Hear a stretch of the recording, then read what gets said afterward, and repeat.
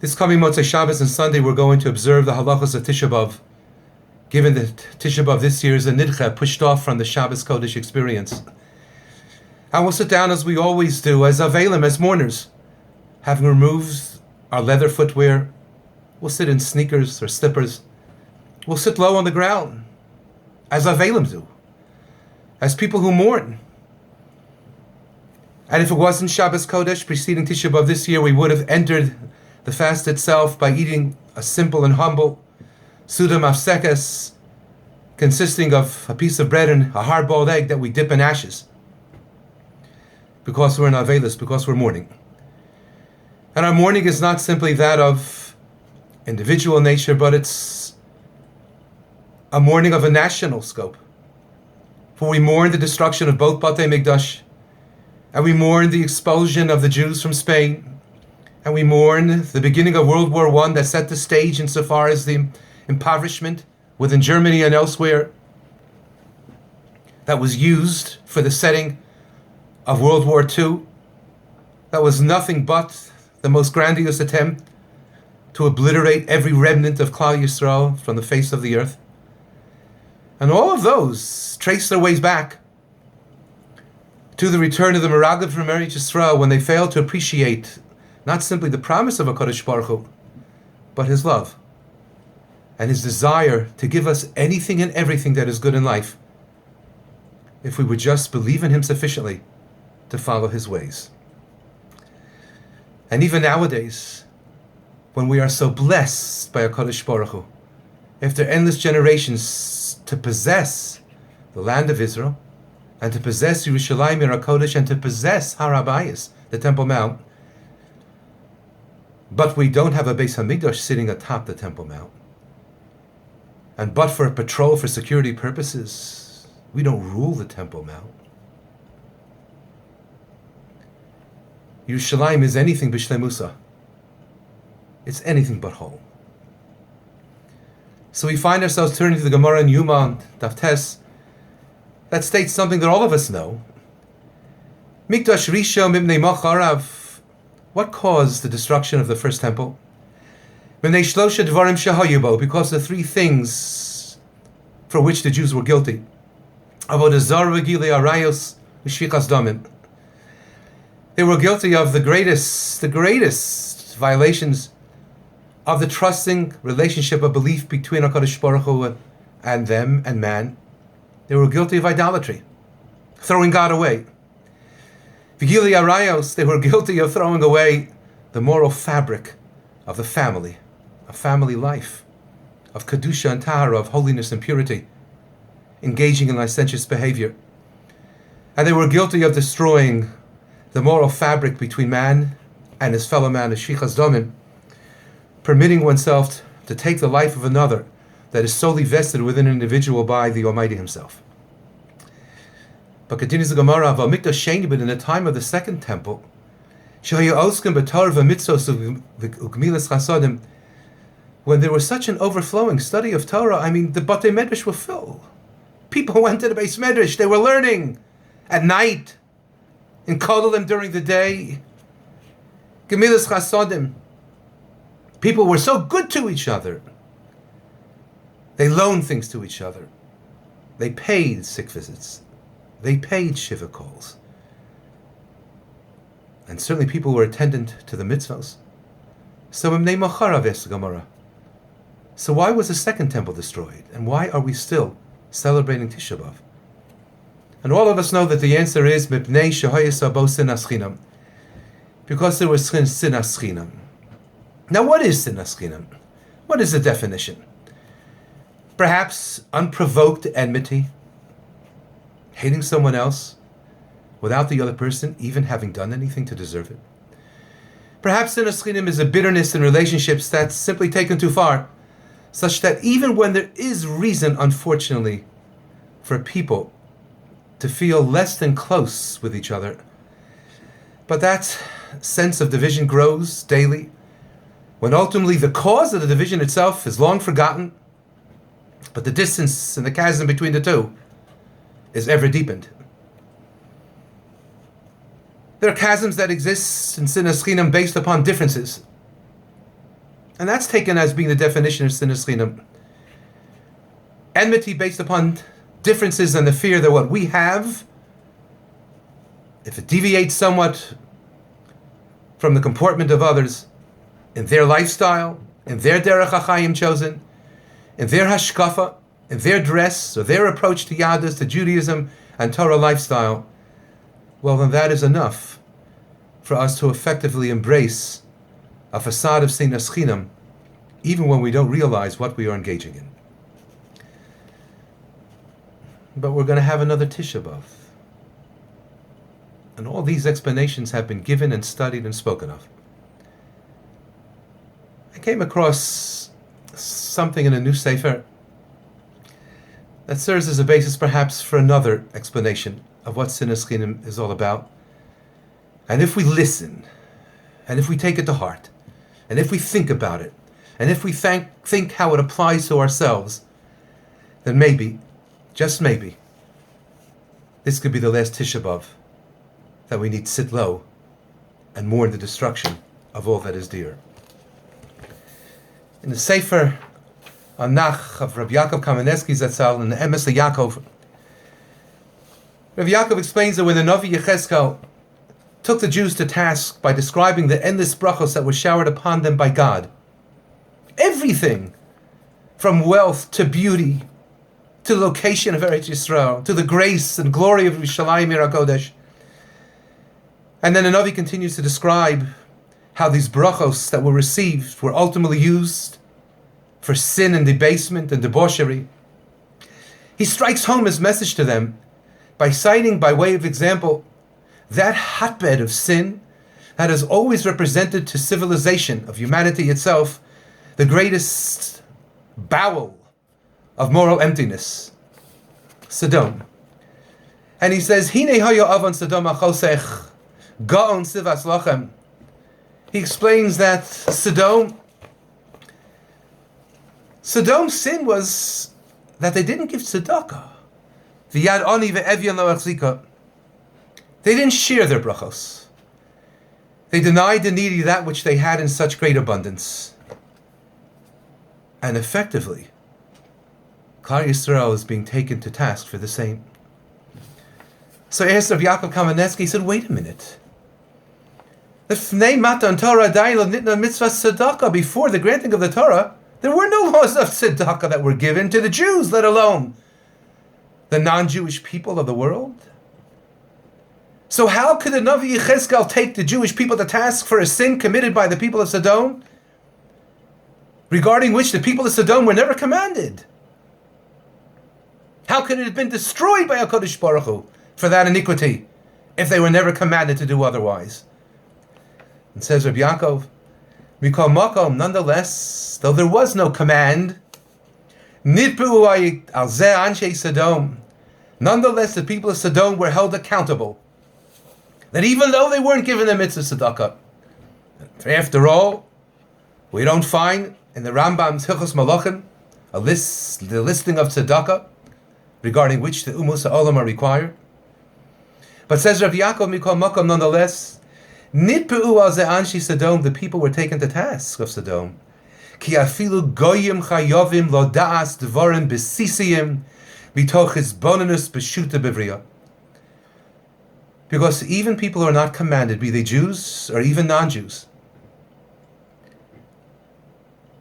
every mortal man is blessed with intelligence by God and thus the responsibility to take a look at life and to understand and to see the needs of others, to appreciate and try to empathize with the headspace of others and understand what could be done, should be done, and needs to be done. Because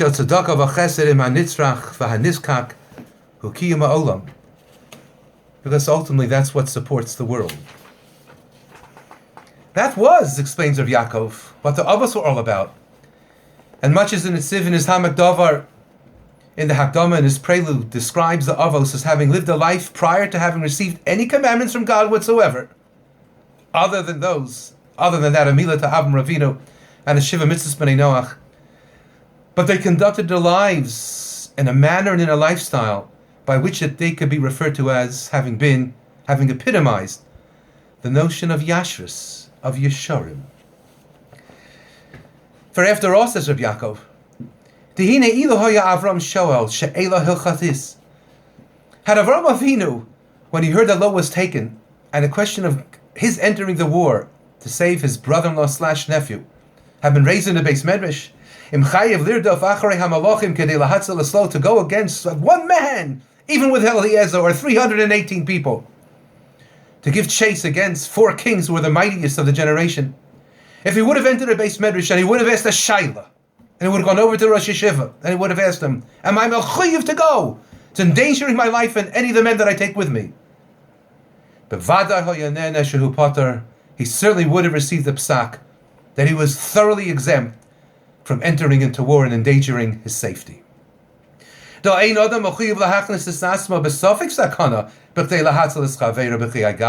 in such a manner, a person isn't even obligated to enter himself, not in a scenario that's more likely than not going to result in his death, but even a scenario where there's the slightest chance of him passing away because of his efforts on behalf of another. So then why did Avram do it? Was he a fool? But he did it because Avram and Yitzchak and Yaakov were people who were known for their sense of yashrus, of forthrightness. And it gives explanation to the fact that the entire way that they conducted their personal lives and their public lives was according to the specific methodology, lo apidinate haTorah, not according to Torah, because they weren't given the Torah as yet. But rather, they lived their lives and they conducted themselves vis-a-vis others based upon a forthright methodology of thinking, based upon the simple question that they posed to themselves being, what does this seem to be right? What seems right to do at this moment? Avraham hirgish asmo ka'achroi l'shlomo shalo. Avram looked at Lot and he saw that he was captured. And Lot had nobody else. Became in Shaharan of Meis Bekivshan, since his father Haran had died in the fiery furnace into which Avram had been cast. And even though Avraham didn't have to go, and even though he wasn't mechuyev to go, and he wasn't mitzvah commanded to go, but based upon what would appear to be the right thing to do, it says the Emes Yaakov, menschlichkeit. We have a name for it in Judaism. Menschlichkeit. Huchrach Avraham laharik es chanicha v'lidav achar hamalachim. Avram wasn't commanded to saddle up. Avram didn't have to saddle up. Avram wasn't obligated to saddle up. But menschlichkeit meant that he wouldn't be able to sleep at night if he didn't conduct himself in that fashion. And indeed, suggests Rabbi Yaakov, the very first Rashi that most children aren't taught when they learn Chumash, because it's too hard. But ultimately they're taught the very first Rashi's in Sefer Bereshis. When Rashi asks,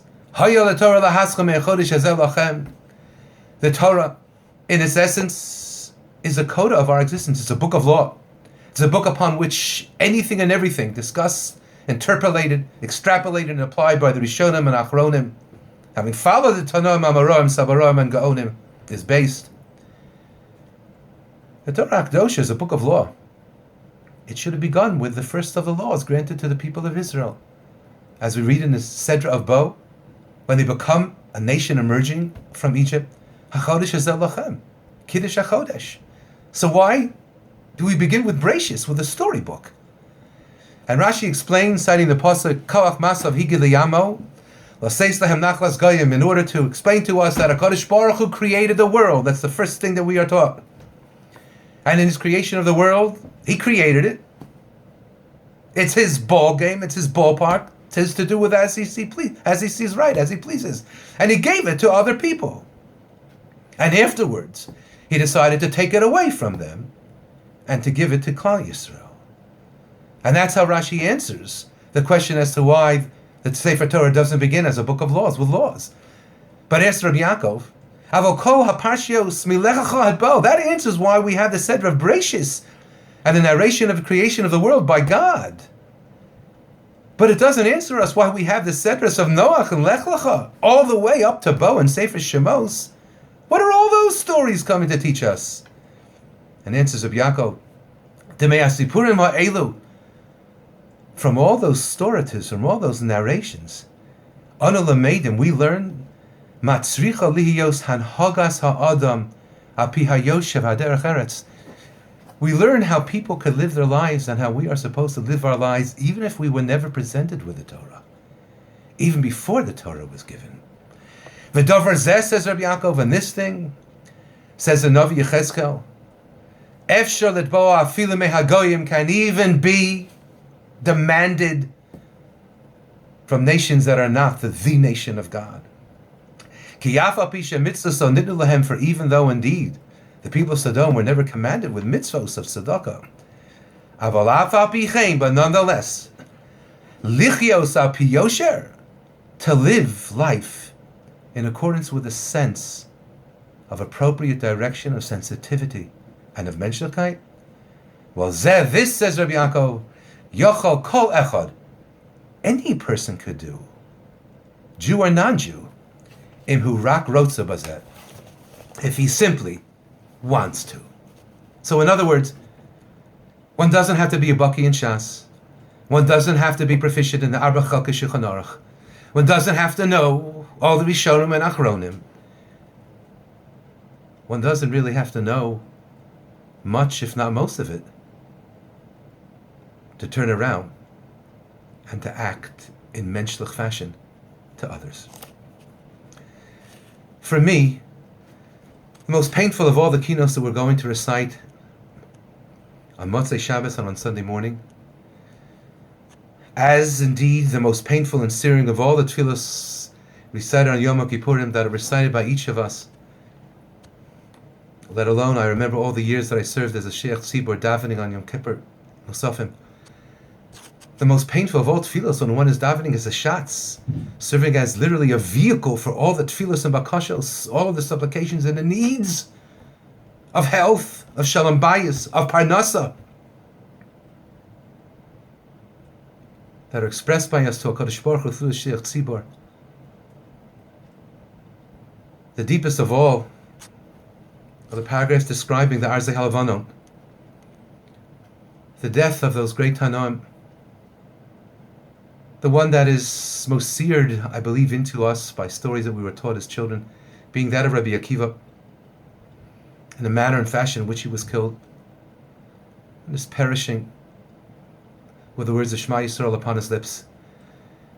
And all of his Talmidim that we know, that we commemorate through a period of mourning between Pesach and Atzeres and Shavuos, the 33 days of Avelis, because they all perished. And says the Gemara Yevamos Samach Beis, why did they perish?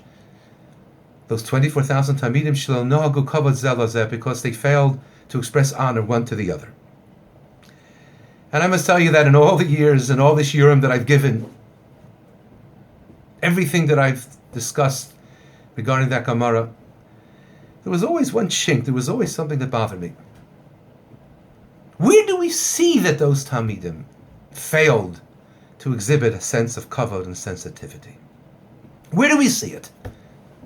You don't see it in the Gemara Yevamos. We don't see it in Ksuvis. Where do we see it? Give me an example.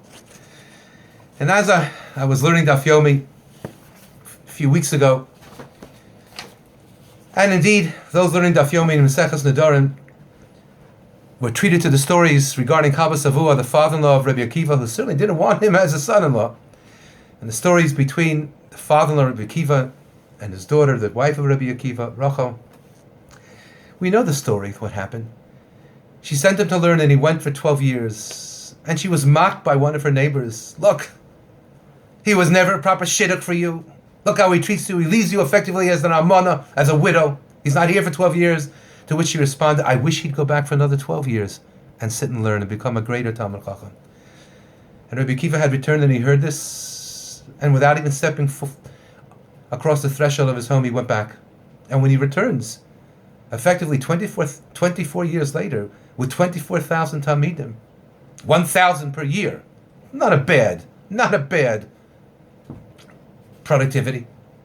1,000 Talmidim per year. You ask somebody, so how's the yeshiva going? How's it going? You're growing? You need a bigger campus? How many Talmidim do you have? 24,000. He returns with them. Well, the whole town, of course, is abuzz that this great person is coming. But it wasn't clear to everyone exactly the identity of this person. The wife of Rabbi Akiva decided, great person is coming, I'm going to go out and greet him. And the same Makar, says the Gemara, turns to her and says, you're going to go out and greet him? What are you talking about? You won't receive an audience with him. To which she replies, Amar lei, Yodei Tzadik Nefesh Behemto. And Rashi, the Mefarish, explains in the second of his suggestions, she didn't know there was Rabbi Akiva. But she still said, a great person who embodies the study and dissemination of Torah, well, who'll grant me an audience? The tzaddik l'mavaza the inshe, because such a person treats others with menschlichkeit. And I'll be granted an audience. Maybe she simply wanted to go to him to get a bracha, given all the years of sacrifice that she had put forth in the absence of Rabbi Akiva, in the home. Maybe she wanted a bracha that he should come back, a Yish Talmid Chacham, they should have a wonderful life together, raising their children. So she was determined that she would be granted an audience. She went to see that person, to present herself before him. And the Talmidim of Rabbi Akiva pushed her away. They weren't going to let her come to give Shalom Aleichem to the Gadol Hador. They weren't going to permit her to present herself before him. Amar Lahon. So he said to those Talmidim, Hanichullah.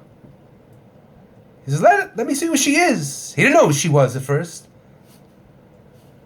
And he took a look at her. And he said, Sheli v'shalachem shalahu. He said, everything that I have accomplished and everything that you have accomplished through my wisdom, ability, readiness, and love of teaching you belongs to her. Where do we see that the Talmidim Rabbi Akiva lo nohagu kavod zeh lezeh?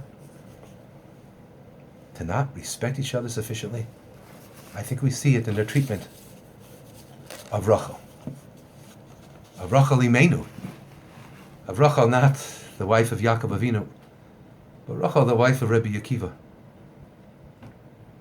who effectively disseminated Torah for Klal Yisrael to the degree that even Moshe Rabbeinu, at one point in time, sitting in the Beis Medrash of Rabbi Akiva, as explained by Tosas, had just understood how great Rabbi Akiva was compared to everyone.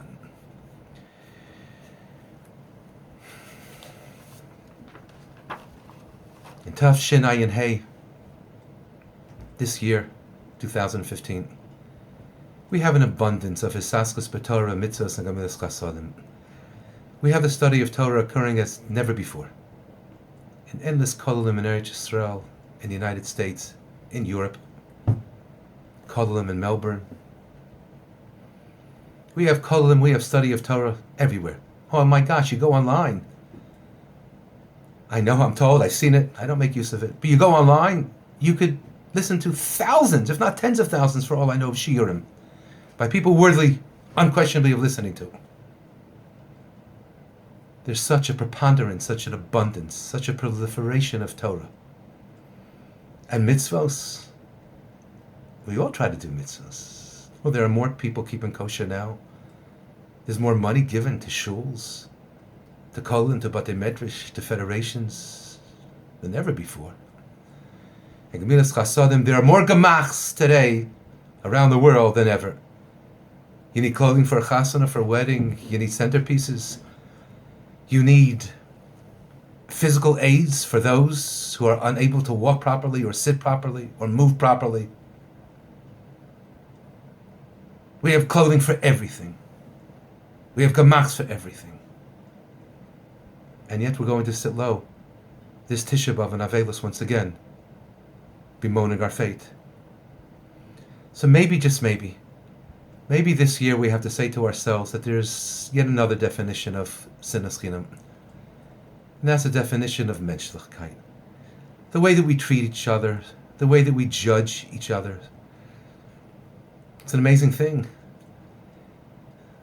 Of late, I have been in Young Israel, Deerfield Beach, Florida. It's a retirement community where the average age, my mother has an apartment here, said the average age is probably 75 plus, Baruch Hashem, well into the 90s. And people naturally expect that individuals, when they reach such an age, there are people who understandably are set in their ways, and they have expectations. Well, I'll tell you that in their newsletter that they print every week, there's a huge box, and in a different color ink they say, there is no such thing as a makam kavua. There is no such thing as a person who has a set place in shul, who has a right to come into shul. After the buzzer has gone off and davening has begun, someone else is seated there, and ask that person to change seats. No such thing as a makam kavua. You want a particular seat? Come on time and get the seat. And yet you know and I know that in shuls and shtibuch throughout the world, when people see that someone else is sitting in their makam kavua, well then they either go over to the person and in a nice way ask them to please move, because it's their makam kavua, or in an unkind way, do so directly or through the agency of another. That's not menschlich. That's not sensitivity. You want to daven to Ribbon Shalom in your seat. Unless a catastrophe occurred of one form or another, it's ours to come on time. But to ask someone else to move who's sitting there and davening, not to be the way that we daven and where we daven and how we daven. Not to be the way that we learn. Not to be the way we give tzedakah. All those are terribly important. But how we speak to each other and how we treat each other. How we try to get into the head of another, into the heart of another, and understanding what's paining him, what's troubling her, what's really upsetting her, what's really upsetting him. The kavod that we give to Torah, the kavod that we give to each other, as we're all part of Klal Yisrael, commanded to the obedience of that Torah. The way that we think of each other, the way that we try to improve the lot of each other, the way that we appreciate each other, what we do for each other, give for each other, respect each other, understand that we can receive from each other, and what the other can give us in turn and teach us, even if the person is thoroughly unschooled and illiterate in Torah, because that person may be a huge mensch. He may be a yashar. She may know what menschlichkeit is.